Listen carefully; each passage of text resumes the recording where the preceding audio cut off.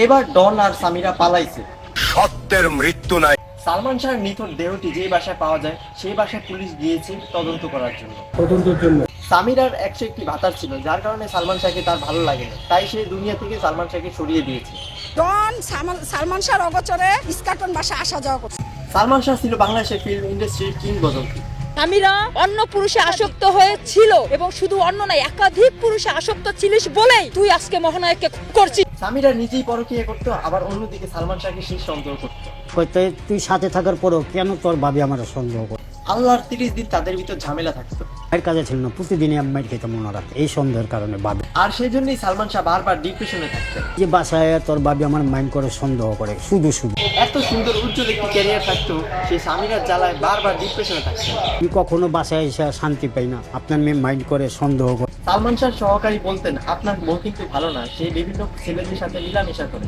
এই কথা শুনে সালমান শাহ রেগে উঠলো, আর সে বলল, মেয়ে জাতি হচ্ছে মায়ের জাতি, তাদের সম্মান করবি, শ্রদ্ধা করবি, কিন্তু বিশ্বাস করবি না। সালমান ভাই বলছিল আমার যে মনসুর নারী জাত মা বোনের জাত, ইজ্জত করবি, সম্মান করবি, বিশ্বাস করবি না। দ্বিতীয়ত বলছে মনসুর নিজের ঘরের ইঁদুর যদি বেড়া কাটে বাইরের ইঁদুরের কোনো দোষ নেই। কথাগুলো বলে তার কর্মচারীর উপরে রাগ ঝাড়তেন। মায়ের কাজে ছিল না, প্রতিদিনই আমি মাইর খেতাম মনে রাখ। প্রায় 29 বছর পর সেই সহকারী মুখ খুলেছেন। একের পর এক সেই বেরিয়ে আসছে চাঞ্চল্যকর তথ্য।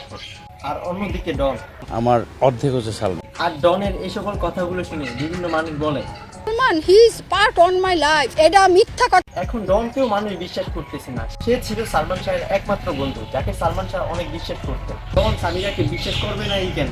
যখনই দেখলো সালমান শাহের বিষয়ে আইন শৃঙ্খলা বাহিনী নেমেছে, তখনই তারা পালাইছে। আর এজন্যই তাদেরকে বিশ্বাস করতে পারছে না লোকজন, তাই তাদের আসামি চিহ্নিত করে। সামিরা নিজ হাতে সালমান শাহকে খুন করেছে। সামিরা ইনজেকশন পুশ করতে সাহায্য করছে ডন। সামিরার সাথে ডনের হাত ছিল। রাত্রে 12টা ইনজেকশন পুশ করা হয়েছে 11:30টার দিকে। সামিরা নিজে অজ্ঞাত ইনজেকশন সামিরার ভেন্টিলেটর থেকে বের করা হয়েছে। এবং কোনটা সত্য কোনটা মিথ্যা আদালতই যাচাই করবে।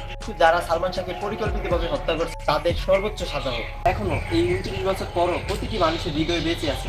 সালমান শাহ মাত্র 22টি মুভি করে পুরো বাংলাদেশ কাঁপিয়ে দিয়েছে। তাকে বলা হয় আমাদের কিংবদন্তি। সালমান শাহকে হারিয়ে পুরো বাংলাদেশ এখনো কান্না করছে।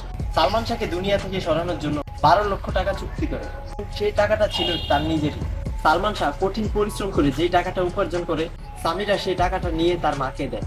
এরকম করতে করতে তারা 12 লক্ষ টাকা জমায় এবং সেই টাকাটা নিয়ে তারা ডন সহ অন্যান্যকে দেয়। সালমান শাহকে দুনিয়া থেকে সরানোর জন্য সামিরা এবং তার মা পুরো পরিকল্পনা করে। এবং সালমান শাহকে হত্যা করার সময় সালমান শাহ এবং ডন সহ আরো অন্যান্য জনের অনেক ধস্তাধস্তি চলে এবং এক পর্যায়ে সামিরা একটা ইনজেকশন পুশ করে সালমান শাহ শরীরে। এরকম আরো অনেক তথ্য আমাদের মাঝে চলে আসছে এখন। দেখি আদালত কোন পর্যন্ত যেতে পারে। সো গাইস, এই ছিল আমাদের আজকের ভিডিওটি কেমন লেগেছে অবশ্যই কমেন্টস করে জানিয়ে দিবেন। আপনাদের কাছে রিকোয়েস্ট, আমার ভিডিওতে একটা লাইক করে দিবেন এবং চ্যানেলটিকে সাবস্ক্রাইব করে আমাদের পাশে থাকবেন। তো সবাইকে ধন্যবাদ আমার ভিডিওটি এই পর্যন্ত দেখার জন্য এবং শেয়ার করে পৌঁছে দিবেন অন্যান্য সকলের মাঝে। তো সবাই ভালো থাকবেন, সুস্থ থাকবেন। আল্লাহ হাফেজ।